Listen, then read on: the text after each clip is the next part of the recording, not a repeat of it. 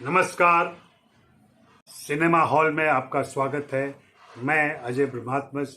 आज बबली बाउंसर का review. Babli bouncer Disney Hotstar पर स्ट्रीम हो रही है। यह मधुर भंडारकर की फिल्म है। मधुर भंडारकर हिंदी सिनेमा के अनोखे फिल्मकार हैं और वे मुख्य रूप से महिला प्रधान फिल्में बनाते रहते हैं। इस बार उन्होंने नायिका के रूप में बाउंसर की कहानी चुनी है। महिला बाउंसर की भूमिका तमन्ना भाटिया निभा रही हैं। फिल्म में उनका नाम बबली है। बबली के साथ कुकू हैं, विराज हैं, बबली के माता पिता हैं और बबली का एक समाज है।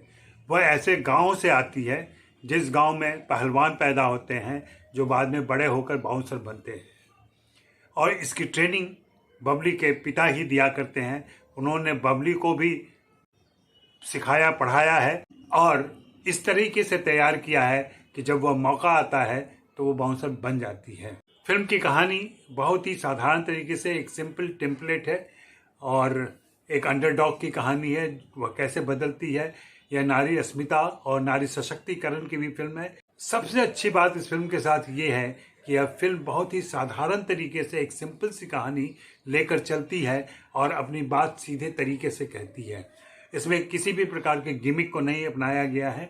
हो सकता है आज के दर्शक और जैसी तकनीक की फिल्में देख रहे हैं उनमें यह बिल्कुल साधारण सी फिल्म लगे, लेकिन मैं तो कहूँगा कि यह फिल्म हमारे स्टील फूड की तरह है। जैसे कि हम दाल भात सब्जी खाते रहते हैं, जैसे हम रोटी सब्जी खाते रहते हैं, जैसे राजमा चावल खाते रहते हैं, और वैसे ही यह फिल्म है। बिल्कुल बेसिक खुराक देती है मनोरंजन का और साथ में थोड़ी सी चेतना भी देती है। चेतना यह देती है कि एक लड़की अगर चाहे तो वो किसी भी ऊंचाई को छू सकती है। हाँ, असंभव को भी संभव कर सकती है, बशर्ते उसके परिवार का समर्थन उसे मिले, उसके दोस्तों का समर्थन उसे मिले तो वह किसी भी हद को पार कर सकती है। बबली ऐसी ही एक लड़की है। बबली शहर जाना चाहती है। क्यों? क्योंकि उसका एक प्रेमी जिसे पहली बार देखते ही वह प्रेम में पड़ गई थी, वह शहर में रहता है, दिल्ली में रहता है। दिल्ली जाने के लिए वह एक तरीका अपनाती है। अपने दोस्त कुकू से कहती है कि 1 साल तक मुझे दिल्ली में रखो, फिर मैं तुमसे शादी कर लूँगी। बाद में बहुत सारे भेद खुलते हैं। हाँ, इस फिल्म में विरोधाभास आपको नज़र आ सकता है कि जिस बबली का दिल विराज के ना कहने से टूट जाता है, वही बबली एक समय कुकू को ना कहती है और उसका दिल तोड़ती है। तो कह सकते हैं कि बबली अपने ही जीवन में 2 पुरुषों के साथ 2 अलग तरीके से व्यवहार करती है और कहीं से भी उसे अपराध बोध नहीं होता है। यह कहानी गांव से निकली एक लड़की कैसे अपने दम पर अपनी इच्छा शक्ति से एक ऊंचाई हासिल करती है, मनचाहा हासिल करती है, उसकी कहानी कहती है।